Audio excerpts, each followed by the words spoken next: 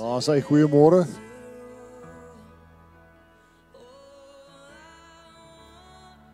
Vandag is dit die ou mans wat ons voor moet wag. Môre almal en welkom hier by die Plaaskerk. Dit is baie lekker om julle almal te sien. Lekker dat ons so stadig maar seker almal begin terugkom kerk toe. Ons het 'n baie geseënde dag en ons is baie dankbaar om hier in die huis van die Here bymekaar te kom en dat ons dit met vryheid kan doen. Ek gaan net gou so vinnig 'n paar afkondigings vir julle doen. Vandag is daar nou 'n nagmaaldiens. So Abraham gaan die diens vir ons doen. En die skrifgedeeltes is uit Matteus 13 uit. Mense wat vandag verjaar is Alfie Davidson, die 28ste vandag, en dan Philip Stander ook vandag. Mense wat nog siek is nog Pinaar, dit gaan met hom beter, hy is by die huis. Maar ons vra net dat julle hom asseblief in julle gebede sal hou, en ook so vir Mariaan wat na hom moet kyk. Laat sy ook die nodige krag, wysheid en insig het om mooi na hom te kan kyk. Goed, dan ons aktiwiteite, soos julle weet, die selgroepe is gesluit, beide in die dorp en by Lazar. Hulle albei maak weer oop in die dorp die 13de en hier op die plaas die 14de Januarie. Die mannebiduur begin weer die 16de Januarie en dan ons eerste diens by die Kloof sal die 11de Januarie wees. Dan begin ons weer daar in die dorp met die dienste daar. Goed, Sunfield is ook gesluit tot en met die 16de Januarie toe. Weer praat net met Jason, 3 uur die 16de begin ons weer daar. En al snaakse datums wat ons het, gaan dan nou oujaarsdag wees, 6 uur die aand. Gaan hier so 'n diens wees. Ons net almal saam met julle lekker gaan sing en net 'n lekker diens gaan hê. En ons hoop om julle almal hier so te sien. Ja, ek dink dit is al wat ek nodig het om te sê vandag, as ons die oë kan toemaak en net kan begin met 'n gebed. Ons grote God, Hemelse Vader, Papa Vader, baie dankie dat ons by mekaar kan kom hier in U huis, o Heer. Baie dankie dat ons dit met vryheid kan doen, sonder vervolging, o Heer. Ons bid eerstens vir die mense wat dit nie in sulke vryheid kan doen nie, o Heer, wat U ook wil leer ken en U bedien, maar dis nie vir hulle moontlik in hulle lande nie. Ons vra dat U ook daar die maniere sal skep, sodat hulle maklik by U woord kan uitkom, dat U evangelie kan versprei en dat hy mense kan bereik. En ons vra dat U ons gesprekke hier vandag sal seën, so ook vir Abraham en sy boodskap, dat die boodskap direk met ons harte praat en met ons siele en dat in ons sal vassteek. Ons vra dat die Abraham sal gebruik as 'n spreekbuis en dan dat ons net hier sal wees tot die verheerliking van Jesus Christus en die uitbreiding van die koninkryk. Ons bid dit in Jesus naam alleen. Amen.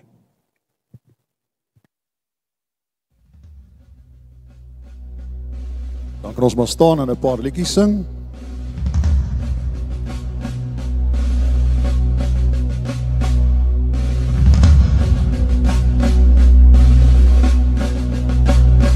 Neem my lewe, laat dit hier U gewy wees meer en meer.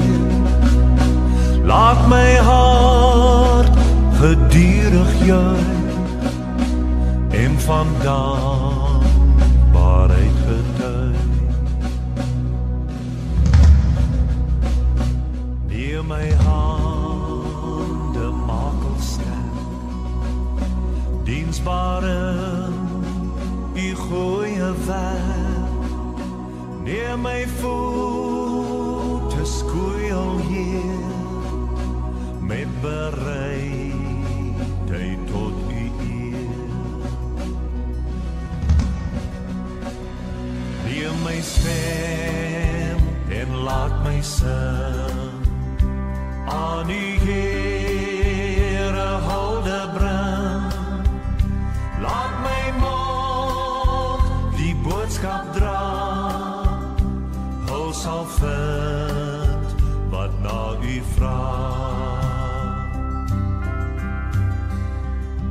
Neem my goud en silwer Heer, niks nou met my eie meer, al my kennis en verstand stel ek in U Vader hand. Maak my hart vir U tot troon, deur U Gees wat in my woon, rig my wil, gevoel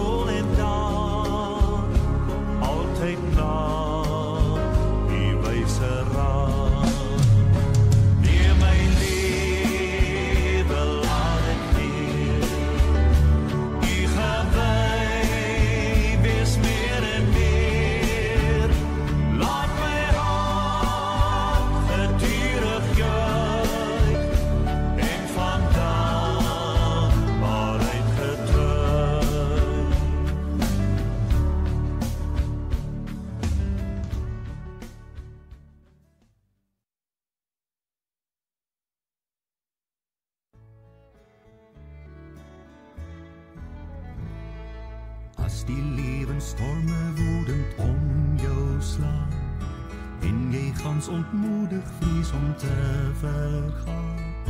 Tel jou seëninge, tel een vir een, en jy sal verbaas wees oor wat God verleen.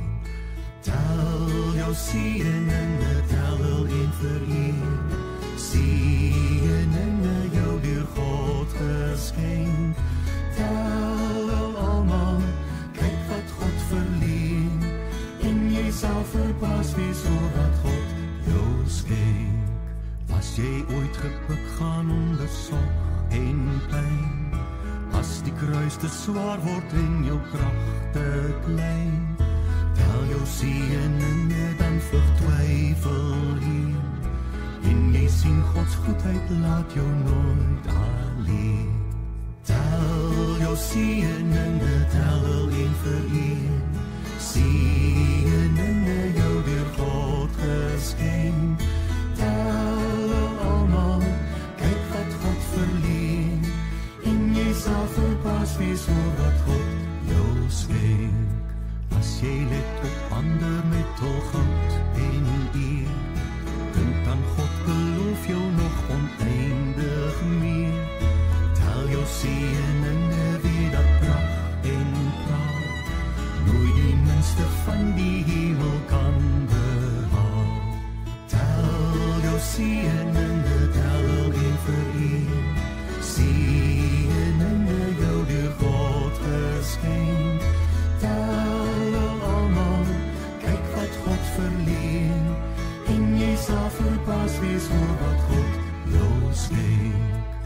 Dan al die stryd, die kruis, die bange nood, jou tog nie ontmoedig, Gods trou dis so groot. Tel jou seëninge, engele staan jou by, bied jou hulp en leiding na die ander sy. Tel jou seëninge, tel een vir een, seëninge jou deur God geskenk.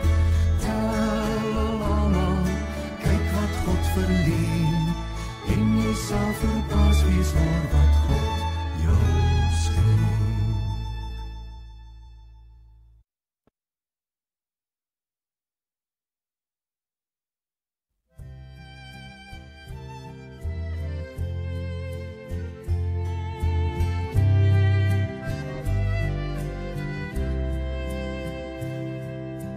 Wat 'n vriend het ons in Jesus, hy wat in ons plek wil staan.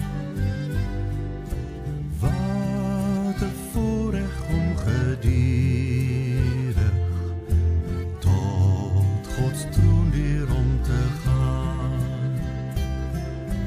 Hoe verbeur ons tog die vrede,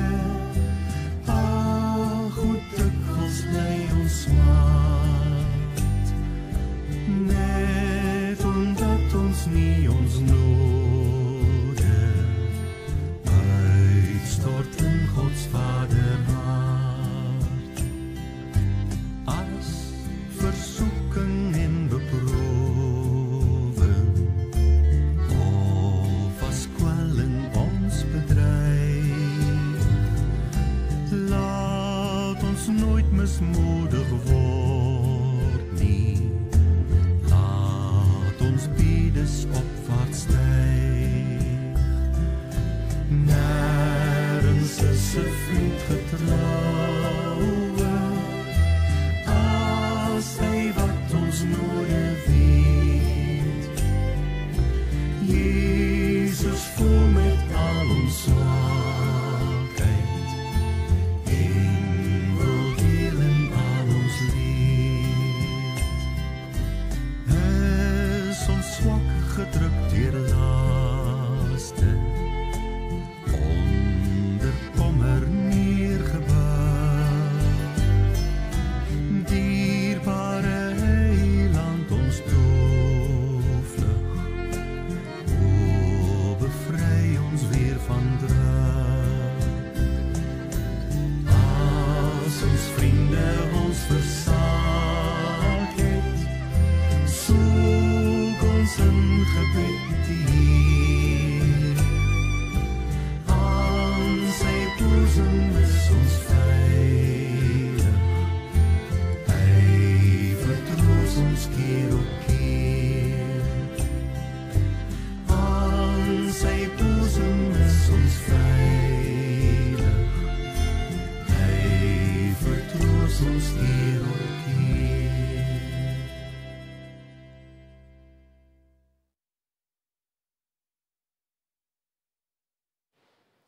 Wat 'n voorreg het ons om hier op die laaste Sondag van die jaar hier by mekaar te kan kom.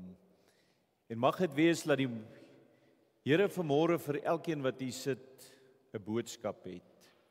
Dat wanneer ons vanmôre hier in hierdie kerk by mekaar kom, dit nie maar net is dat ons toevallig hier is nie. Dat as ons vanmôre na hierdie boodskap luister, ons regtig na ons eie harte gaan kyk. Ons regtig gaan kyk, is Christus werklik alles in my lewe? Het hy werklik die eerste plek? Of is hy maar iewers, wat hy maar net iewers se deel is, maar nie die belangrikste nie? Want sien, as ons ware vrede en vreugde in hierdie lewe wil beleef, dan moet Jesus Christus, dan moet God sy ereplek in ons lewe kry, die eerste in alles wat ons doen. En ja, ek weet baie mense sê vir my, ja, maar dis nie so maklik nie. Ons leef in 'n wêreld waar daar baie druk is, waar daar baie dinge is.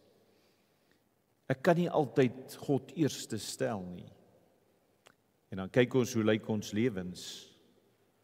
En dan vra ons baie keer, hoekom voel dit of dinge nie sin maak nie? Maar as my prioriteite in die lewe nie reg is nie, as God nie my alles is nie, sal ek nooit ware vreugde in my lewe kan beleef nie. En daarom wil ek hê ons moet vanmôre na hierdie boodskap luister. Dis 'n bekende deel wat ek gaan gebruik. Dis so bekend, ons het dit al soveel keer gehoor, maar hoor opnuut vanmôre, luister opnuut waar die Here met elkeen van ons praat en ons in ons eie harte kyk. Hoe lyk ons harte? Wat 'n grond is jou hart? Kom ons sluit ons so. Hemelse Vader, dankie vir die voorreg wat ons het om vanmôre in die huis by mekaar te mag kom. Dankie, Here, vir die wonderlike wete wat ons het, dat U ons nie net vra om hier te wees nie, dat U ons wil innooi in 'n verhouding, dat U wil sê, kom, gee alles vir my, gee jou hele lewe vir my. En Here, dat as ons dit doen, dat ons skielik iets beleef wat vir die wêreld nie sin maak nie. Iets beleef wat baie keer vir onsself nie sin maak nie, want waar ons sê, ek het soveel kere self probeer, ek het my bes probeer, maar ek het nooit werklik vrede nie. Maar die dag as ek my lewe oorgee aan die Here en alles vir Hom gee en op Hom vertrou, skielik beleef ons iets in ons lewe wat ons self verstom voor staan. En my gebed is, Here, dat ons vanmôre waar ons hier by mekaar kom, elkeen werklik sy hart sal ondersoek. Elkeen sal toelaat dat die Gees in ons sal werk, Here, dat ons opnuut sal kom en sê, hier is ek, Here. Ek wil U volg, ek wil U dien, ek wil in verhouding met U leef. Ek wil nie maar net deur hierdie lewe gaan en maar net bestaan nie. Nee, ek wil 'n lewe wat sinvol is leef. En daardie lewe is net in U. Daarom is my gebed dat U vanmôre so met elkeen hier se hart sal spreek. Dat hulle werklik die boodskap nie net sal hoor nie, maar hulle eie sal maak. En ek bid dit en vra dit in Jesus naam. Amen. Ons het hier net 'n paar dae gelede by mekaar gekom en ons het vir onsself gesê, wat beteken dit dat Jesus Christus, die Seun van God, gekom het na die aarde? En hierdie is die waarheid wat ons daarin gesien het, dat God is nie net 'n God wat beloftes maak nie, hy's 'n God wat sy woord hou. Ons het gehoor hoe God reeds daar in die donkerste oomblik van die mensdom vir ons verlossing gewerk het. Ons het gesien hoe die beloftes van die profete, wat daar vir geslagte was, hoe daardie beloftes waar geword het. En hoe alles gebeur het in hierdie eenvoudige gebeurtenis, waar ons gelees het, 'n kind is gebore, 'n seun is aan ons gegee. Ons het gesien dat as ons oor die geboorte van Jesus praat, dit nie net 'n mooi verhaal is nie, maar dat dit hierdie konkrete werklikheid is, wat wys dat God 'n God is wat doen wat hy sê hy doen. En dat hy dit reeds vir ons gedoen het, alles wat nodig is vir ons verlossing. Maar vanmôre kom ek by 'n ander vraag. Daar het ons stil gestaan en ons het gesien hoe God getrou is, hoe hy gedoen het wat hy gesê het hy gaan doen. En vanmôre wil die woord van God vir ons vra, wat doen ons met wat God gedoen het? Want sien, as ons dwars deur die Bybel kyk, dan sien ons, die Bybel maak dit baie duidelik. By God is daar nie iets soos 'n neutrale houding nie. Of jy kies om volkome met alles in jou lewe, of jy leef maar soos die wêreld. Dit help nie om die Here so halfpad te dien nie.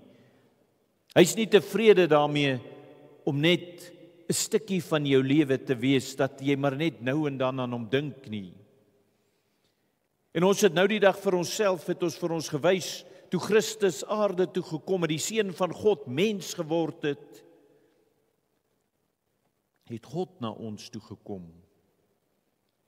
En vandag wil ek vir elkeen wat hier vra, hy het gekom, maar het jy hom al ooit regtig in jou hart laat inkom? Want sien, ons gaan vanmôre kyk na hierdie gelykenis wat Jesus vertel het. Hierdie gelykenis wat vir elkeen wat hier sit persoonlik is. Hierdie gelykenis van die saaiër wat ons almal ken. En as ons daarna kyk, wil ek nie hê jy moet langs jou kyk nie, ek wil nie hê jy moet na Lorraine kyk en sê, ja Lorraine, jy moet 'n bietjie na jou grond kyk, na wat se hart jy het, nie of Lorraine na Willie of wie ook al hier sit vanmôre nie. Moenie na die een langs jou kyk nie. Kyk vanmôre na jou eie hart. Kyk vanmôre na jou hart soos God na jou hart kyk, want hy weet alles. En ondersoek werklik jou hart en sê vanmôre, wat het ek gedoen met daardie saad wat gesaai is? Die evangelie, Christus wat gekom het, die seun wat daar is vir my verlossing, hy's daar, dis klaar, dis reg. Wat het ek daarmee gemaak? En vanmôre wil ek vir elkeen vra, watter grond is elkeen van ons se hart? En dis 'n vraag wat ons onsself moet vra. Ek wil vir ons gaan lees hier uit die Bybel. Uit Matteus 13 gaan ons so die eerste 9 verse en dan net 'n paar later verse lees. En op daardie dag het Jesus uit die huis uitgegaan en by die see gaan sit. En groot menigtes het by hom vergader, sodat hy in 'n skuit geklim en gaan sit het. En die hele skare het op die strand gestaan. En hy het baie dinge deur gelykenisse tot hulle gespreek en gesê, 'n saaiër het uitgegaan om te saai. En terwyl hy saai, val 'n deel langs die pad, en die voëls het gekom en het opgeëet. En 'n ander deel het op die rotsagtige plekke geval, waar daar nie baie grond was nie. En dadelik het dit opgekom, omdat daar geen diepte van grond was nie. Maar toe die son opgaan, is dit verskroei, en omdat dit geen wortel gehad het nie, het dit verdroog. En 'n ander deel het in die dorings geval, en die dorings het opgekom en het verstik. En 'n ander deel het in die goeie grond geval en vrug opgelewer, die een 100, die ander 60 en die ander 30voudig. Wie ore het om te hoor, laat hom hoor. En as ons daarvan in vers 18 verder lees, dan lees ons hier, luister julle dan na die gelykenis van die saaiër. As iemand die woord van die koninkryk hoor en nie verstaan nie, kom die bose en roof wat in sy hart gesaai is. En dit is hy by wie langs die pad gesaai is. En by wie die rotsagtige plekke gesaai is, dit is hy wat die woorde hoor en dit dadelik met blydskap aanneem. Maar hy het geen wortel in hom nie. Hy is net vir 'n tyd, en as daar verdrukking en vervolging kom ter wille van die woord, dan struikel hy dadelik. En by wie in die dorings gesaai is, dit is hy wat die woord hoor, maar die sorg van hierdie wêreld en die verleiding van die rykdom verstik die woord, en hy word onvrugbaar. En by wie op die goeie grond gesaai is, dis hy wat die woord hoor en verstaan, wat dan ook vrug dra en oplewer. Die een 100, die ander 60 en die ander 30voudig. As ons so in hierdie gedeelte lees, dan sien ons as Jesus hierdie gelykenis begin vertel, daar in die eerste sin, sê Jesus maar net, 'n saaier het gesaai en dit lyk vir ons daar's niks dramaties daaraan wat hy sê nie, maar tog is daar so 'n belangrike deel wat ons daaruit kan vat. Hierdie wys duidelik vir ons hierdie ongelooflike waarheid wat daar is. God is 'n God wat uitgaan. Hy's 'n God wat praat, hy's 'n God wat saai. Hy wag nie dat ons as mens eerste kom en hom kom soek nie. Nee, hy neem die eerste stap. En dis presies wat ons gesien het toe ons nou die dag hier saam was dit op donderdag, waar ons gesien het waar hy die eerste stap geneem het om sy seun te stuur as verlosser vir ons. En daardie geboorte van Jesus wys vir ons, God het uitgegaan na 'n gebroke wêreld. Dis nie net 'n God wat stil gebly het toe die wêreld in duisternis is nie. En Jesus se geboorte is die grootste saai oomblik wat daar in die geskiedenis was. Hier kom God en hy saai sy genade oor 'n stikkende wêreld. En hierdie saad wat Jesus van praat, is die woord in die koninkryk. En hierdie woord is nie net 'n boodskap nie wat oor God praat nie. Dit is God se selfopenbaring, want Johannes sê die woord het vlees geword. Met ander woorde, in Jesus het God nie net iets gesê nie, hy het homself gegee. En daarom kan elkeen van ons vandag hierdie waarheid hoor van hierdie saad wat gekom het. Hierdie saad is goed. Hierdie saad is vol lewe. En hierdie saad dra alles wat jy nodig het om vrug te dra. En wanneer God praat hy nie net nie. Hy praat met 'n doel. Hy praat met 'n doel om lewe te bring. Waar hy saai hy met die. En ek dink as ek nou vanmôre nou net hier sit en kan afwyk bietjie. Hier sit baie boere in die kerk. Eergins as jy saai jy tog met die doel dat daar 'n oes moet wees, né? En net so is dit met God. Wanneer God saai hy nie bloot dat ons dit maar net hoor nie. Hy wil 'n oes in ons lewe sien. Hy wil hê ons moet vrug dra. En daarom sien ons as ons in hierdie gelykenis gaan kyk dat die fokus nie op die saaier is nie, ook nie op die saad is nie, maar op die grond is. Want die vraag is nie hierin of God getrou is nie. Ons het in donderdag se preek het ons gesien God is getrou. Hy bly getrou aan elke belofte wat hy maak. En dit is bevestig toe ons dit nou die dag so gevier het. Maar die vraag in ons harte vandag wat vir elkeen van ons is, as ons so kyk na Jesus Christus wat gebore is as ons verlosser, bewonder ons maar net daardie kind in die krib, of het ons hom werklik al ontvang in ons lewe? Het ons hom so ingeneem en deel van ons lewe gemaak dat hy ons kan verander? Want sien, God het gespreek, God het gesaai. En nou vra Jesus in hierdie gelykenis vir elkeen van ons wat vanmôre hier sit, wat gebeur met daardie saad in jou hart? Want sien, Jesus sê, by die eerste deel, die saad het op die pad geval. Die pad is 'n pad wat kliphard getrap is. Daardie saad kan nie ingaan om te ontkiem eers nie. Dit bly net bo op lê. En voor dit nog enigsins kan begin groei, kom die voëls en dit pik dit weg. Die wind waai dit weg. En Jesus verduidelik vir onsself in hierdie gelykenis wat dit beteken. Wanneer iemand die woord van die koninkryk hoor en dit nie verstaan nie, dan kom die bose en roof weg wat in sy hart gesaai is. En elkeen wat so is, wie se hart so hard geword het, hoor die woord, maar hierdie woord kry nooit toegang tot sy hart nie, want dit bly hier bo op. Sy hart het so hard geword dat dit nie kan insak nie. Want dit word nie gekoester nie, dit word nie eers meer na gekyk nie. En daarom het soveel mense al gehoor die verhaal van Jesus se geboorte, maar tog het dit hulle geestelik onaangeraak gelaat. Want hierdie verhaal is so bekend. Dit is 'n mooi verhaal, dit klink so reg, maar dit bly net hier in hulle verstand, hulle hoor dit maar net. Dit kom nooit by hulle harte uit nie. En sien, as mens na hierdie gedeelte kyk, is dit nie openlike verwerping nie, maar dit is gewoonte. Want sien, ons raak so vertroud met heilige oomblikke, as ons in die Bybel lees van al hierdie gedeeltes wat gebeur het, of vir die geboorte van Jesus is, of vir die kruisiging is, as mens net daaraan dink, die Seun van God word mens, hy kom aarde toe vir jou sondes, maar jy is so gewoond aan daardie storie. Jy het dit al soveel keer gehoor, dat dit maar net hier op die oppervlak bly, op die harde grond, dit gaan nie in nie, en vir die meeste mense is dit 'n mooi verhaal, wat nooit iets in hulle lewe verander nie. Want sien, as ons nie kom en daardie woord vat nie, en dit laat insak met 'n hart wat oop is nie, dan sal dit maar net soos hier gebeur, wat Jesus vertel op die harde grond.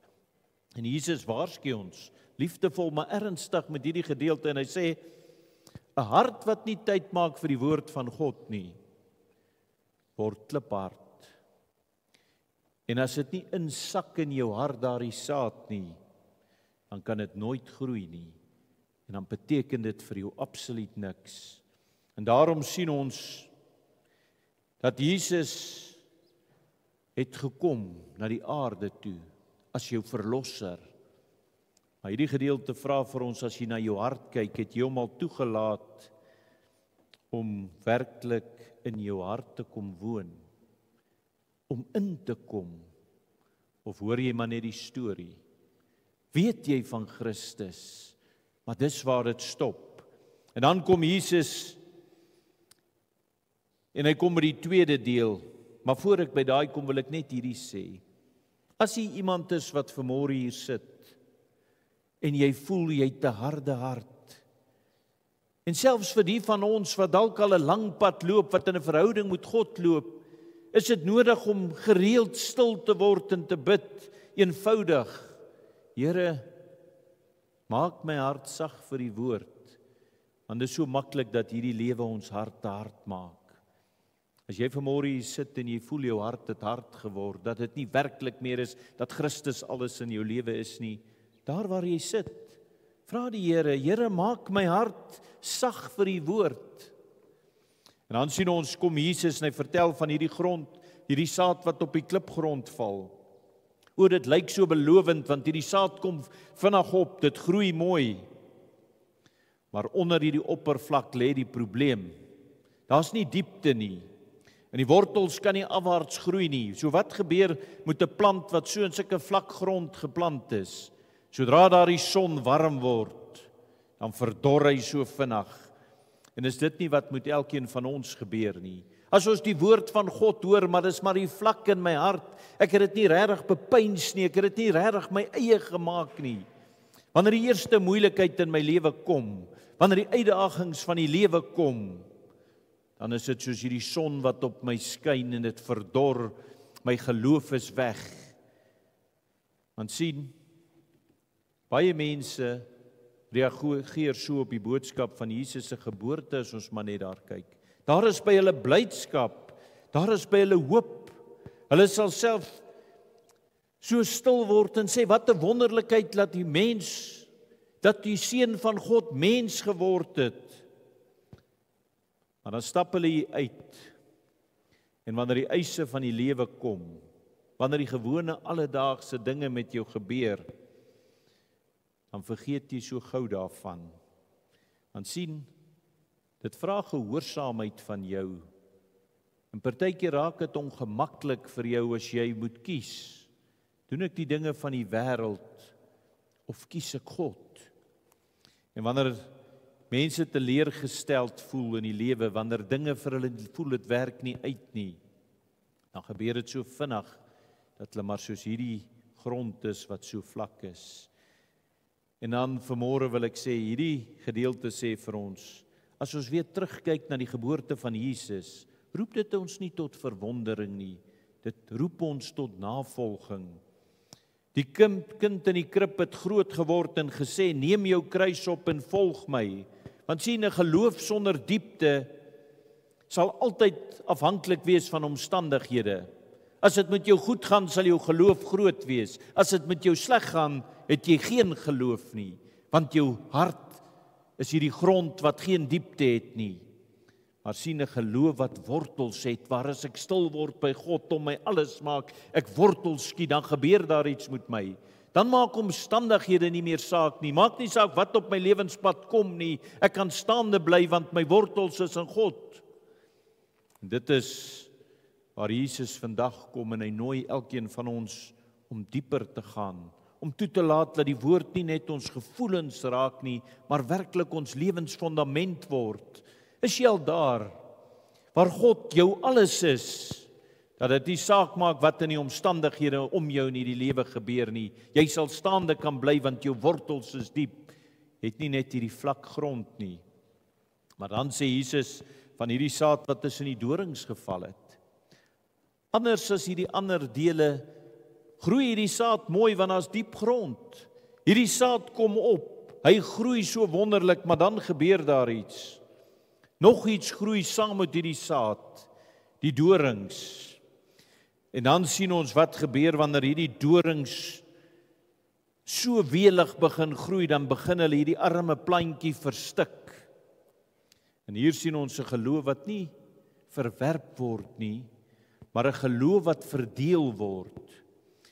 Want sien, die woord kry plek in jou lewe, maar dit kry nie die alleenreg nie. Hier gebeur iets, Christus word ontvang. Dis mense wat sê, ja, ek dien die Here. Ek het hom aangeneem as my verlosser, hy is my Here. Maar ek kan hom nie die eerste plek gee nie. Ja, hy's daar, hy's vir my belangrik. Maar sien, daar's ander dinge wat net so belangrik is in my lewe, of partykeer 'n bietjie belangriker. Sien, ons kan in die kerk sit elke Sondag, ons kan baie dinge doen, maar dalk kan die bekommernisse van die lewe, dalk die druk om te presteer, daardie strewe na sekuriteit, of die vrees om beheer te verloor. Jy wil in beheer van jou lewe wees. Jy kan tog nie jou lewe volkome aan God oorgee en hom vertrou nie. En Jesus wys ons dat hierdie dinge so onskuldig lyk.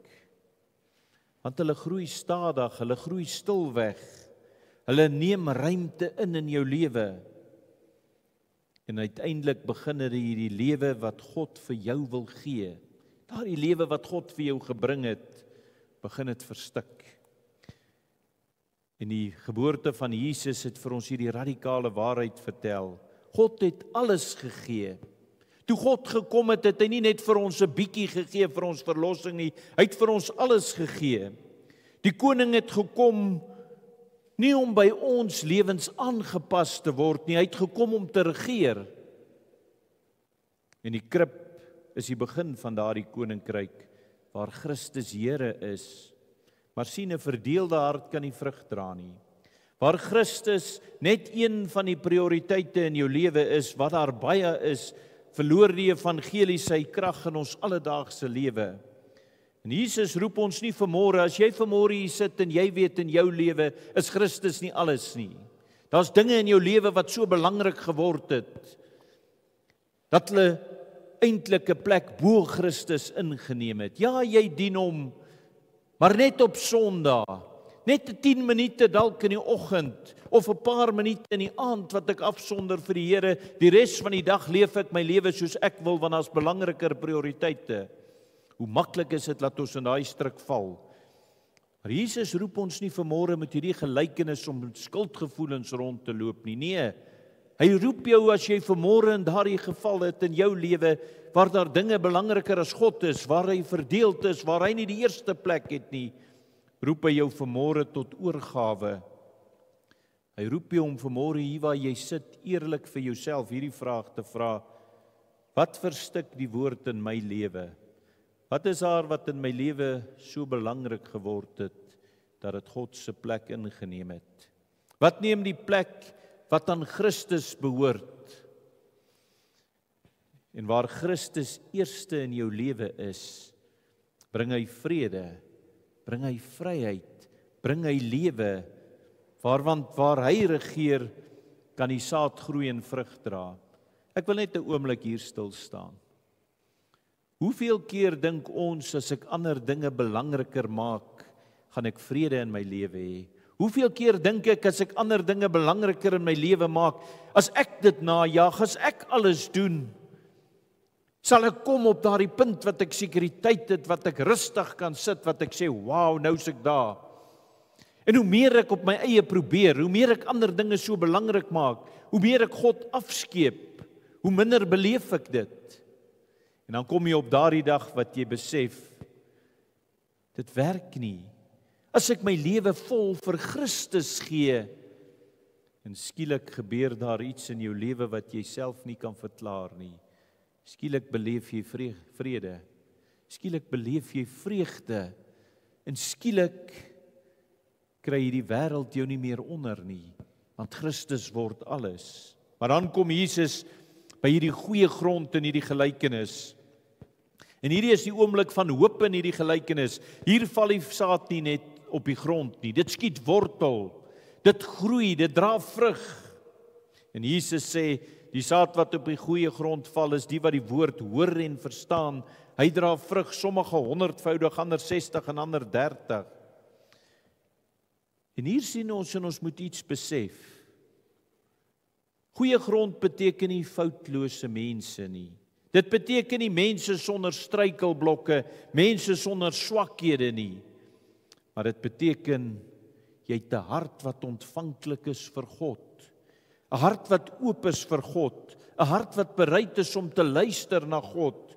Om te leer, om te gehoorsaam. En hier word die boodskap van die geboorte van Jesus nie net aanvaar as 'n waarheid nie, maar dit word toegelaat as 'n werklikheid in jou lewe. Christus word nie net geglo nie, hy word gevolg. Die woord word nie net gehoor nie, dit word geleef. En hier begin die lewe waarvan Paulus praat. Paulus het op sy lewe, en as ek altyd stil staan en ek dink waar Paulus vandaan gekom het, waar hy so wetties geleef het, waar hy gedink het, hy is die een wat God moet beskerm, deur elke wet na te kom, deur mense, as hulle net vir hom gelyk het of hulle iets teen die wet te doen, hulle te vervolg, waar hulle Christus as verlosser aangeneem het, hy hulle wou doodmaak. Waar kom Paulus? Toe hy sy lewe oorgee, toe hy weet Christus is alles in sy lewe. Toe kom Paulus en hy sê, dis nie meer ek wat leef nie, maar Christus wat in my leef. Kan jy dink as jy op daardie punt in jou lewe kom waar jy sê, dis nie meer ek wat leef nie, maar dis Christus wat in my lewe leef. Want sien, wanneer ons die geboorte van Jesus vat en dit werklik wortel skiet in jou hart, dan verander dit alles in jou lewe. As jy werklik glo jou verlosser is vir jou gebore, dan verander dit hoe jy kies, dit verander hoe jy liefhet, dit verander hoe jy leef. Want die lig wat in Bethlehem gekom het, begin dan deur jou lewe skyn. En let op, hierdie gelykenis fokus nie op hoeveel vrug ons dra nie, maar die feit dat daar vrug in jou lewe sal wees. Want God vergelyk ons nie met mekaar nie. Hy roep elkeen om getrou te wees met dit wat hy in jou gesaai het. En vanmôre is hier 'n uitnodiging vir elkeen van ons om 'n oop hart te hê, om toe te laat dat die woord werklik wortel skiet en om lewens te leef waarin Christus nie net 'n deel is nie, maar waar hy alles in jou lewe word. Ek gaan afsluit. Maar ek wil vanmôre vir elkeen wat hier is iets vra.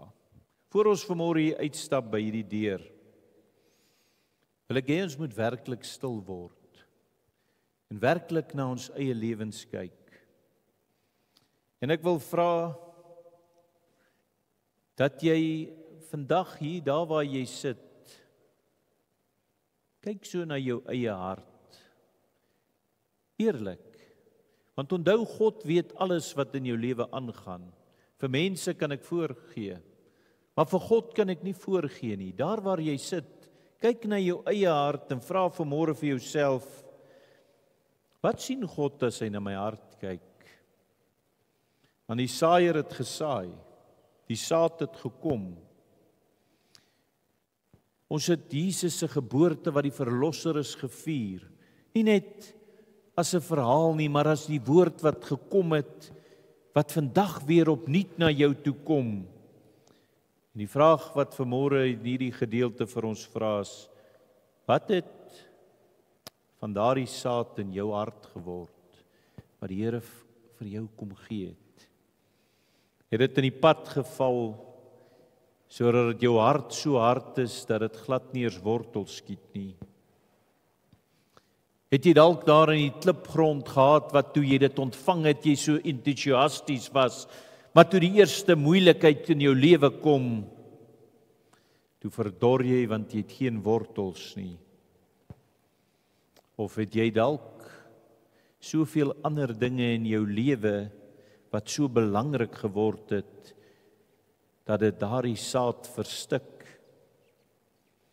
Kan vrese wees, bekommernisse, enige ding wat God se plek, wat die eerste plek moet wees in jou lewe ingeneem het. Of kan jy vanmôre getuig dat jou hart die goeie grond is, dat jy oop en ontvanklik is, gereed om te groei, gereed om vrug te dra? Want sien, vanmôre wil die Heilige Gees hier in elkeen van ons se hart werk. Nie om 'n emosie by ons aan te wakker nie, nie om net 'n herinnering te laat herleef nie, maar vanmôre met hierdie preek kom die Here en hy sê, ek wil jou innerlik verander. Ek wil jou hart oopmaak vir my heerskappy, dat ek werklik alles in jou lewe is. Ons wil nie net hoor van die kind in die krib nie, maar ons wil hom Heer en Koning laat word oor alles in ons lewe. Alles wat ons doen, wat ons dink, wat ons kies. En partykeer moet ons osself 'n moeilike vraag vra om daarby uit te kom.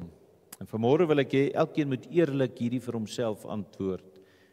Wat hou jou terug van volle oorgawe aan Christus? Is daar vanmôre iets in jou lewe wat keer dat jy jou lewe al volkome aan Christus oorgegee het, laat jy volkome in oorgawe leef?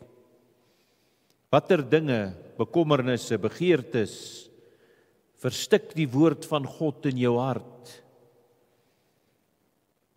En kan jy vanmôre eerlik sê, daar is plek vir Christus in elke besluit wat ek neem? Of net in daardie dinge waar dit vir my gerieflik is? Want sien, vanmôre is hier opnuut 'n uitnodiging van Christus aan ons tot oorgawe. Dit vra nie dat ons meer op onsself staat maak nie. Vanmôre vra die Here vir jou, laat toe dat Christus alles in jou lewe word.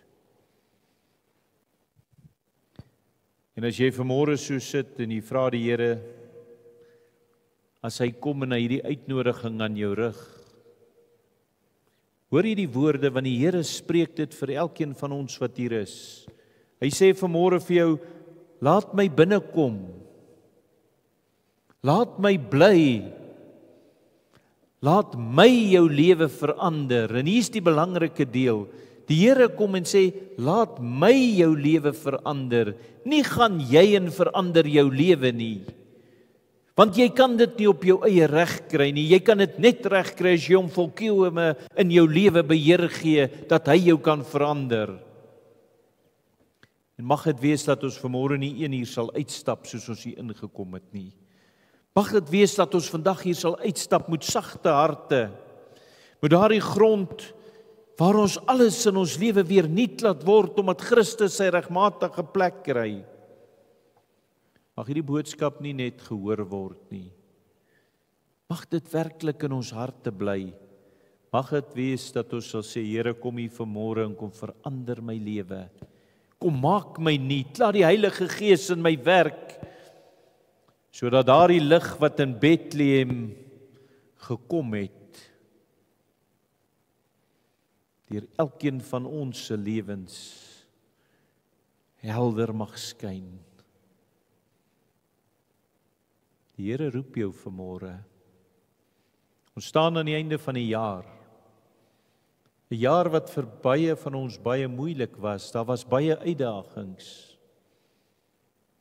Maar die Here kom en hy kom vanmôre opnuut. Hy sê, gee my jou hart. Laat toe dat ek werklik inkom, jou kom verander. Laat ek hierdie hart hê wat sag is, ontvanklik is, waar ons hom toelaat om ons te verander. En hy sê, kyk wat doen ek dan in jou lewe. Wie wil vanmôre wat hier sit nie vrede hê nie? Wie wat hier sit wil nie vreugde beleef nie? Wie wat hier sit wil nie waarlik leef nie? En daar's net een manier wat jy dit kan regkry. As jou hart soos hierdie sagte grond word. Kan ek dit uit myself doen? Nee. Ek kan dit net regkry as ek my lewe oorgee. En daarom is my gebed vir elkeen wat vanmôre hier sit, laat waar jy nou daar sit, laat jy, gaan ek so oomblik vir 'n stil gebed gee. Ek gaan vanmôre vra dat elkeen net vir 'n oomblik sy eie hart weer ondersoek. En elkeen van ons opnuut sê, Here, kom vernuwe my, kom verander my, kom gee my 'n hart wat sag is, 'n hart wat wil vrug dra, omdat U my alles word. Ek gaan so 'n oomblik gee, voor ek vir ons afsluit.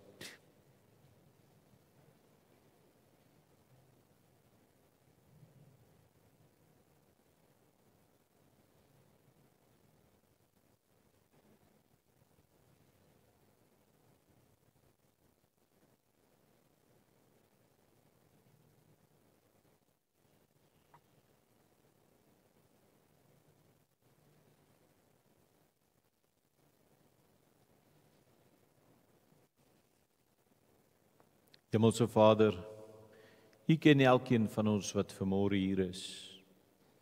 U ken elkeen wat hierdie boodskap hoor. U ken ons harte. Ja, Here, partykeer gebeur dit dat ons selfs vir onsself probeer oortuig dat ons harte sag is.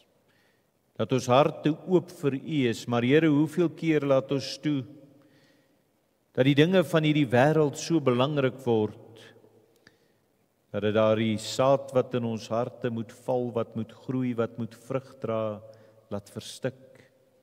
Omdat U nie regmatige plek in ons lewens meer het nie. Here, my gebed is dat U vanmôre sal kom, Here, en dat U elkeen van ons opnuut sal aanraak, dat U werklik vir ons sal gee, dat U Gees ons so sal vul, Here, dat ons nie anders wil of anders kan, as om te sê, hier is ek, Here, vat U vanmôre my lewe opnuut, kom verander U my, kom vernuwe U my, kom word U alles in my lewe. Want Here, ek wil U vrede en U vreugde beleef. Here, ek wil nie meer self alles doen nie. En Here, ek besef dat ek dit net kan kry as my hart sag is. As my hart daardie grond is waar ek toelaat laat U werk, waar U laat ek vrug sal dra, en waar ek kan uitleef wat dit beteken om kind van God te wees. Here, raak U elkeen vanmôre hier aan.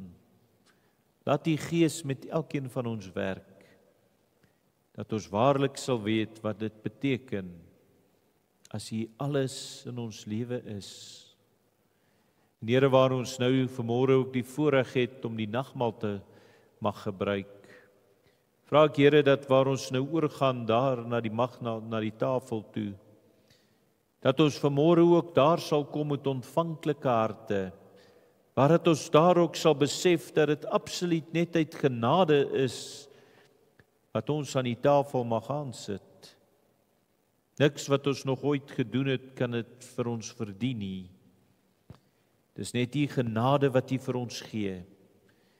En dankie, Here, dat ons mag weet, ons kan kind van God wees, omdat U alles vir ons gegee het wat nodig is. En al wat U van ons vra is om te sê, hier is ek, Here, ek gee my hart, ek gee my lewe vir U. Kom U en wees U die nommer 1 in my lewe. Wees hier met ons waar ons nou ook die nagmaal gaan vier. Wees hier met elkeen wat hier is, sodat dit nie net 'n ritueel sal wees wat ons doen nie, maar waarlike ontmoeting met U. En ek bid dit en vra dit in Jesus naam. Amen. Ons het vanmôre stil gestaan by hierdie gelykenis van die saaiër.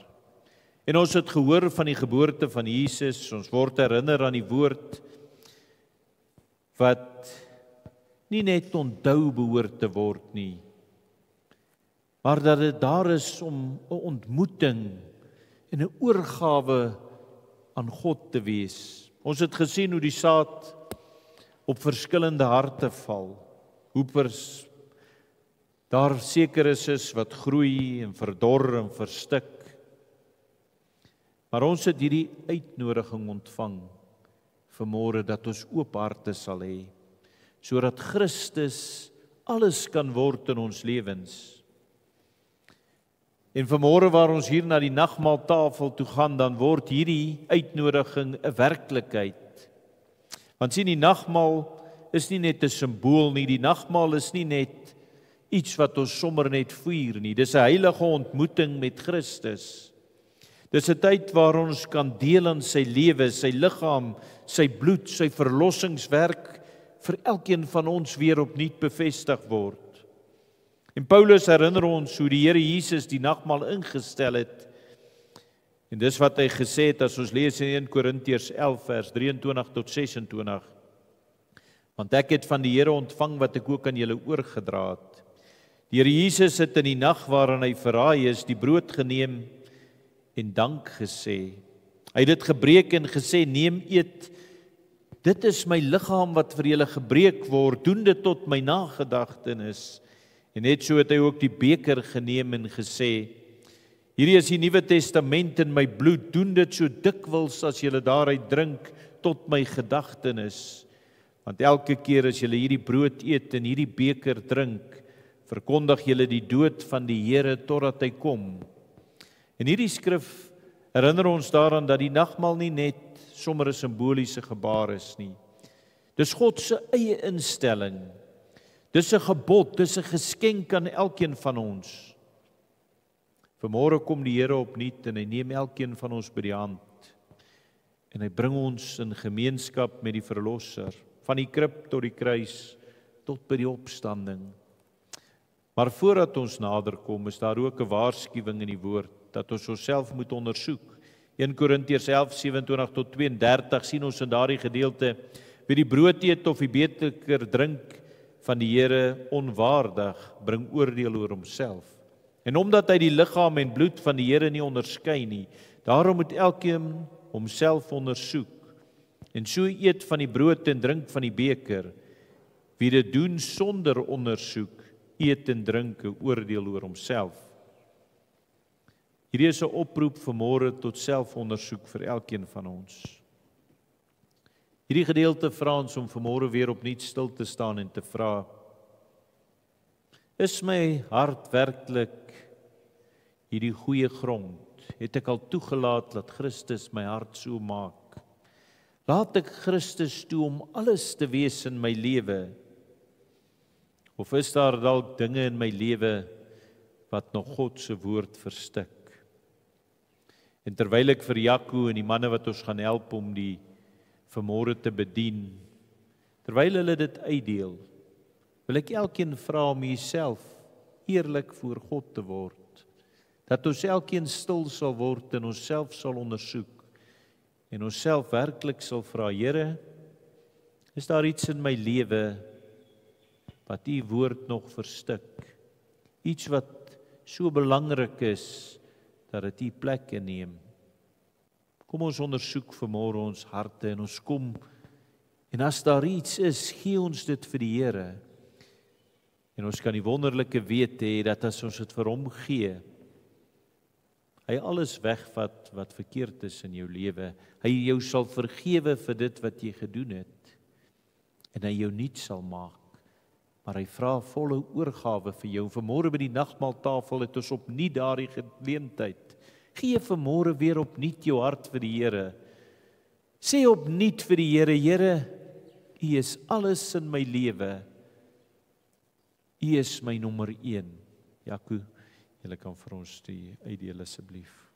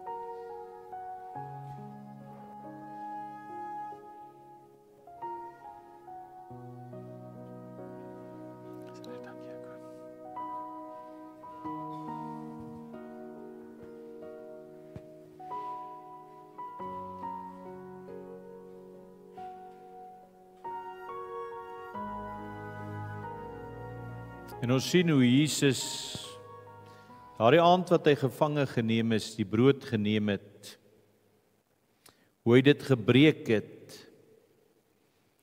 en hoe hy dit vir sy disippels gegee het, en hoe hy dit vanmôre vir elkeen van ons gee. En hy sê, dit is my liggaam wat vir julle gebreek word, 'n teken van my liefde, 'n teken van die offer wat ek bring, en dat my liggaam gebreek is om al julle sondes weg te neem. Wanneer jy vanmôre hierdie brood neem en eet, glo volkome dat Jesus Christus met sy liggaam wat gebreek is, alles gedoen het om jou sondes weg te neem, as jy dit bring en voor hom bely.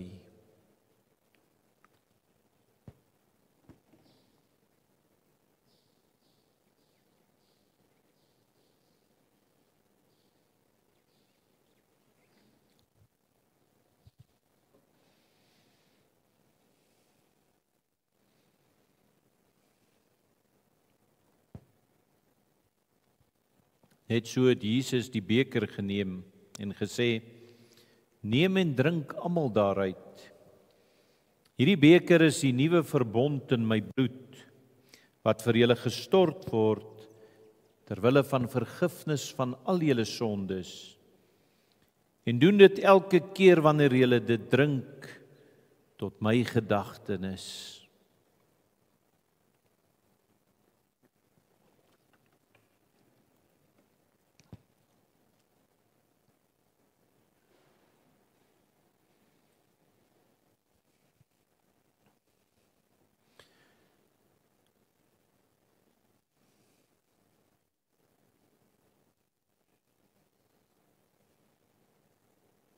Vanmôre het hierdie brood en hierdie kelkie ons opnuut herinner aan die geboorte, die lewe, die dood en die opstanding van ons Here Jesus Christus. En hulle nooi ons vandag uit die goddelike drie-eenheid om hom toe te laat, om alles in ons lewe te wees, sodat ons vrug kan dra tot sy heerlikheid. Mense, ek weet nie of ons aldag verstaan hoe wonderlik dit is dat die Hemelse Vader in 'n verhouding met jou wil leef nie. En hy sê nie kom probeer dit op jou eie nie. Hy sê nie kom probeer harder nie. Hy sê, kom gee jou lewe oor, volkome. Laat my toe om jou te verander. Laat my gees toe om in jou te leef. En jy sal die vreugde en die vrede beleef. Kom ons stap vandag hier uit. En ons laat werklik toe dat Jesus alles in ons lewe word. Dat ons sê, Here, hier is my lewe. Vat my lewe. Verander my. Maak my die mens wat U my bedoel het om te wees. En dankie, Here, dat ek dit nie in my eie krag hoef te doen nie. Dat U Gees gegee het om my te lei, om my te dra elke dag. Watter groter voorreg is dit, kan ons ooit hê. Ek gaan vra dat ons 'n laaste lied saam sing, waarna ek vir ons met 'n gebed sal afsluit.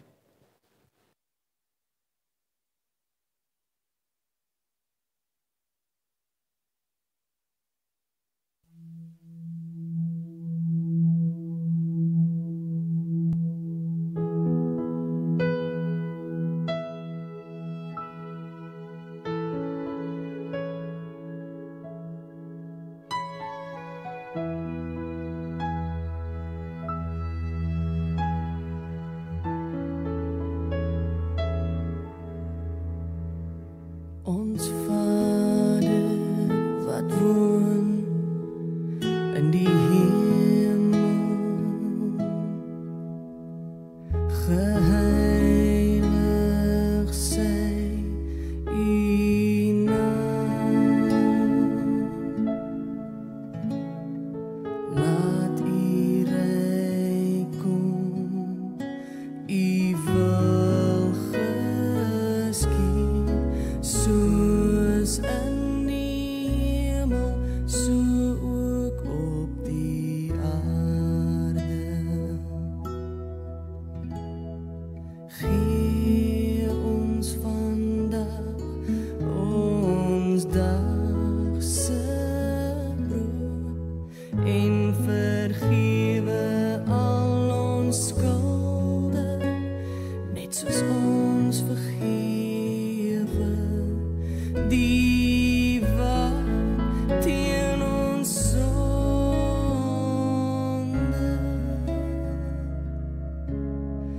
Laat kom ons nie in die versoeking, maar verlos ons van die bose. Van U is die ryk en die sterkte en die ere, vir ewig en ewig.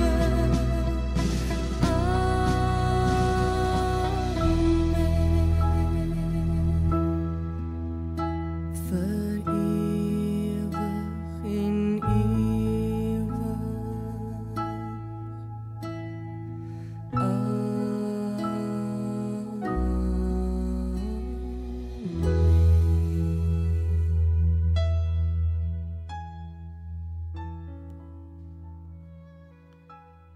Hemelse Vader, dankie vir die voorreg wat ons gehad het om vanmôre weer hier in die huis by mekaar te kan kom.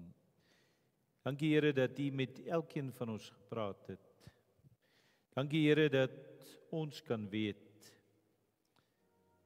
dat as ons ons lewens aan U oorgee, dat as ons U werklik U ereplek in ons lewens gee,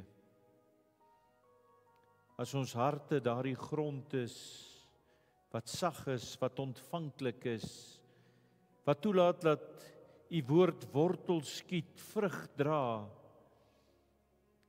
Here, dat U vir ons elkeen, as ons so sal leef in volle oorgawe, U vir ons vrede en vreugde beloof, wat die wêreld nie kan verstaan nie. In my gebed vanmôre is U, Here, dat hierdie woord, elkeen wat vandag hier is, dat ons dit nie maar net sal hoor nie, maar dat ons sal uitgaan en werklik sal gaan leef in volle oorgawe, waar elkeen van ons vanmôre opnuut sal sê, Here, dankie. Dankie vir die verlosser wat vir ons gebore is. Dankie Here dat hy aan die kruis vir ons sondes gesterf het. Dankie Here dat hy opgestaan het uit die dood, opgevaar het na die hemel, die dood oorwin het. En vir elkeen van ons wat in hom glo, 'n nuwe lewe gee. Maar Here, my gebed is dat ons vanmôre, hier waar ons so hier is en waar ons hierdie woord van U gehoor het, dat ons werklik sal toelaat dat die Gees ons dra, dat die Gees ons verander, dat die Gees ons vernuwe. Ja Here, dat ons nie hier kan uitstap anders as om in oorwinning te leef, omdat ons weet ons verlosser leef en omdat ons weet hy het ons vry kom maak en dat ons soos sy kinders mag leef. Lei elkeen van ons so, Here, en ek bid dit en vra dit in Jesus naam. Amen. En ek wil almal ook uitnooi dat die 31ste, die aand 6:00 het ons hier 'n diens, waar ons as gemeente so kan getuig. Ek weet ek en Jaco en ons almal het al so gesels, as ons kyk in die kort tydjie wat hierdie gemeente aan die gang is, hoe die Here ons geseën het, hoeveel mense se harte aangeraak is, wat 'n verandering daar al gekom het. Wil ek almal uitnooi om op daardie aand te kom waar ons gaan dankie sê. Dankie vir wat God in ons lewens doen. Dankie vir wie hy elke dag in ons lewens is en hoe hy ons verander. En ons gaan ook uit en ons gaan kyk na die nuwe jaar. En ons gaan vra dat hy ook in die nuwe jaar ook sal gee dat ons harte soos hierdie sagte grond sal wees, dat elkeen van ons sal uitgaan en dan dat daar van ons ook gesê sal word, hulle het 160 of 30voudig oes gedra, want Christus was werklik alles en is werklik alles in hulle lewe. So ek nooi almal uit dat ons die ou jaar so uitgaan en ook die nuwe jaar sal ingaan met daardie wete, sonder God kan ons nie, maar met hom wag daar vir ons 'n oorwinnende lewe. En so nooi ek elkeen uit om saam met ons daardie dag ook hier te kom deel. Dankie. Almal is genooi om maar saam in die saal te kom koffie drink en ietsie te eet.